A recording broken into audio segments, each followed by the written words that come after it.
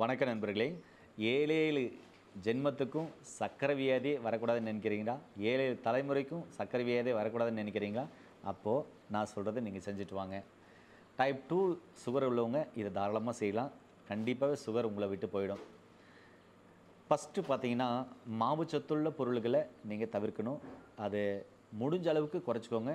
இல்லை சுத்தமாக எடுக்காமல் இருக்கிறதும் கொஞ்ச நாளைக்கு அதாவது சுகர் குணமாகிற வரைக்கும் எடுக்காமல் இருக்கிறது ரொம்ப ரொம்ப நல்லது. மாவுச்சத்தெல்லாம் எதெல்லாம் இருக்குது? அரிசியில் இருக்குது, கோதுமையில் இருக்குது, மைதாவில் இருக்குது. நீங்கள் சாப்பிட்ற இட்லி தோசையில் இருக்குது, பூரி பொங்கல் இருக்குது, சப்பாத்தியில் இருக்குது, பரோட்டாவில் இருக்குது, ஜங்க் ஃபுட் ஃபாஸ்ட் ஃபுட்டில் இருக்குது. இதெல்லாம் நீங்கள் குறைக்கிறது ரொம்ப ரொம்ப நல்லது, தவிர்க்கிறது ரொம்ப ரொம்ப நல்லதுங்க. சரிங்களா? சுகர் உள்ளவங்க வேறு என்ன உணவுகளை எடுக்கலாம் அப்படின்னாக்க, அது எடுக்கிறதுக்கு முன்னாடி எப்படி நம்ம வாழலாம் அப்படின்றத சொல்லித்தரேன். அதாவது சுகர் உள்ளவங்க உங்களுடைய உழைப்புக்கு ஏற்ற உணவை தாராளமாக எடுத்துக்கொள்ளலாம். அது கடித்து மெண்டு உமிழ்நீரோடு கலந்து சாப்பிட்லாம், ஜீரணிச்சு சாப்பிட்லாம், பசி எடுத்து சாப்பிட்லாம். இல்லைனா உங்கள் உணவுக்கு ஏற்ற உழைப்புகளை நீங்கள் அந்த இடத்துல செலவு செய்ய வேண்டியதாக இருக்கும். அப்படி செலவு செஞ்சிங்கனாலையும் உங்களுக்கு அந்த சுகர்ன்றது வரவே வராது. இதை கண்டிப்பாக கடைப்பிடிங்க. சுகர் வராமல் இருக்குன்னு நினச்சா இப்படி கடைப்பிடிக்கிறது ரொம்ப நல்லது. அதாவது பார்த்திங்கன்னா, உணவுக்கேற்ற உழைப்பும் உழைப்புக்கேற்ற உணவும் கண்டிப்பாக தேவையானது. இப்படி கடைப்பிடிச்சிங்கன்னா இந்த நோய் இல்லை, எந்த நோயுமே வரவே வராதுங்க. சரி, ஒரு வேளை சுகர் வந்துருச்சு, நாம் என்ன செய்யலாம்? அருமையான கேள்வி. இதுக்கு 2 பாரம்பரிய அரிசி சொல்கிறேன். இது நிறைய பேருக்கு கொடுத்து ரிசல்ட் எடுத்தது. நிறைய பேருக்கு சுகரே சுத்தமாக இல்லாமல் போயிடுச்சு. என்ன பாரம்பரிய அரிசி அப்படின்னா, காலை மாலை இருவேளையும் காட்டு யானம் அரிசியால் செய்யப்பட்ட உணவுகளை நீங்கள் உட்கொள்வது மிகவும் மிகவும் சிறந்தது. சுகர் பேஷண்ட் உள்ளவங்க, அதுவும் டைப் 2 உள்ளவங்க காலை மாலை காட்டு யானம் அரிசியால் செய்யப்பட்ட உணவுகளை எடுத்துக்கொள்வது மிகவும் சிறந்தது.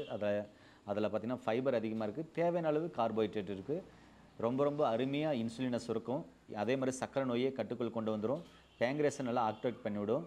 பேங்க்ரேஸில் இருக்கிற அந்த கழிவுகளை, அதாவது அந்த செல்களை, அழிந்து போன செல்களை புதுப்பிக்கக்கூடிய ஒரு அற்புதமான ஆற்றல் பார்த்திங்கன்னா இந்த காட்டு யானம் அரிசிக்கு இருக்குது.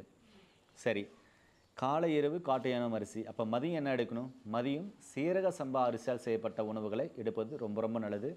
சீக்கிரமாக ஜீரணமாகும், அஜீரணம் சம்மந்தமான பிரச்சனை வராமல் பார்த்துக்கும். சீக்கிரமாக செரிமானம் ஆகிறதுனால உங்களுக்கு தேவையான குளுக்கோஸ் கண்டிப்பாக சரியான முறையில் இன்சுலினாக கிடைக்குங்க. சரிங்களா? அடுத்தது பார்த்தீங்கன்னாக்க ஒரு 2 வகையான ஜூஸ் சொல்கிறேன். காலையில் பார்த்திங்கன்னா பீர்க்கங்காய் ஜூஸ். தேவையான அளவு பீர்க்கங்காய், அதனுடைய தோல், அதனுடைய சதை, அதனுடைய விதை கட் பண்ணி மிக்சியில் பச்சையாக போடுறீங்க. ஒரு 1/4 டம்ளர் தண்ணி எடுத்து ஊற்றி நல்லா அரைச்சி புழிஞ்சு வடிகட்டி அந்த 1/4 டம்ளர் ஜூஸை காலையிலே குடிங்க. மாலையில் பார்த்திங்கன்னா மஞ்சள் பூசணிக்காய் ஜூஸ், அரசனைக்கான்னு சொல்லுவாங்க, பரங்கிக்கான்னு சொல்லுவாங்க. ஒரு 100 கிராம் கட் பண்ணி மிக்சியில் போடுறீங்க, அரைச்சி புழிஞ்சு வடிகட்டி அந்த சாறு எடுத்து குடிக்கிறீங்க. இந்த ஆர்டரில் நீங்கள் தொடர்ந்து சாப்பிட்டு வரும்போது பார்த்தீங்கன்னாக்க உங்களுடைய சுகர் படிப்படியாக குறைஞ்சி நார்மல் ஆகிடுவீங்க. ஒரு வேளை கேட்கலாம், சார் நான் இன்சுலின் போட்டுக்கிறேன், மாத்திரை மருந்துகள் சாப்பிட்டுக்கிறேன், இல்லை சித்த மருந்து எடுத்துக்கிறேன், இது இப்போ எடுக்கும்போது எடுக்கலாமா? தாராளமாக எடுக்கலாம். நான் சொல்லியிருக்கிறது இயற்கையான உணவுகள். தாராளமாக உங்களுடைய இயற்கையான உணவுகள் எடுக்கும் பொழுது, வாழ்வியல் முறை மாற்றும் பொழுது சுகர்ன்றது ஒரு நோய் இல்லை, முற்றிலுமாக அதில் குணமாகி நீங்கள் வெளியே வர முடியும். அதுக்கேற்ற வாழ்வியல் முறையும் உணவு முறையும் நீங்கள் சரியாக கடைப்பிடிச்சிங்கன்னா போதுமானது. முடிஞ்ச அளவுக்கு அரிசியால் செய்யப்பட்ட உணவுகளை தவிர்ப்பது, குறைத்து கொள்வது மிகவும் மிகவும் சிறந்ததுங்க. அடுத்தது பார்த்திங்கன்னா காய்கறிகளை அதிகமாக சேர்த்துக்கொள்வது நல்லது. அதிகமாக நீர் காய்கறிகளை சேர்த்துக்கொள்வது நல்லது. நீங்கள் ஒரு வேளை கேட்கலாம், சார் அடிக்கடி யூரின் போயிட்டு இருக்குது, இது கட்டுக்குள்ளே வருமா, இது ஸ்டாப் ஆகுமானா? கண்டிப்பாக ஸ்டாப் ஆகும். தாராளமாக நீங்கள் எடுக்கலாம். சார் இல்லை சார் எனக்கு உடம்பு ஒல்லி ஆகிட்டு இருக்குது, இந்த உணவுகள் எடுக்கும்போது உடல் எடை போடுமா? தாராளமாக போடும். நீங்கள் தாராளமாக எடுத்துக்கலாம். சார் உடல் அசதி சோர்வு டயர்னஸ் இருக்குது, இந்த உணவுகளையும் இந்த ஜூஸ்களையும் எடுக்கும்போது உடல் அசதி சோர்வு டயர்னஸ் போகுமா அப்படின்னா கண்டிப்பாக போகும். சார் நல்லா ஹெல்த்தாக இருப்பேனா அப்படின்னா தாராளமாக ஹெல்த்தாக இருப்பீங்க. அதாவது தலைமுறைக்கே சுகர் வரக்கூடாதுன்னு நினைக்கிறீங்களா? இந்த ஆர்டரை நீங்கள் கரெக்டாக கடைப்பிடிங்க. பசி எடுத்தால் மட்டும் சாப்பிடுங்க. அந்த சாப்பாடை ருசித்து சாப்பிடுங்க. 6 சுவை உள்ள உணவுகளை நீங்கள் தாராளமாக எடுத்துக்கோங்க. எடுத்துகிட்டு வரும்போது நோய் நொடி இல்லாமல் ஆரோக்கியமாக கண்டிப்பாக நீடூழி வரலாங்க. நம்முடைய முன்னோர்கள் கடைப்பிடிச்சது தான், வேறு ஒன்றுமே இல்லை. அவங்க கடைப்பிடிக்க சொன்னதை நான் கடைப்பிடி சொல்லியிருக்கேன், அவ்வளோதான்.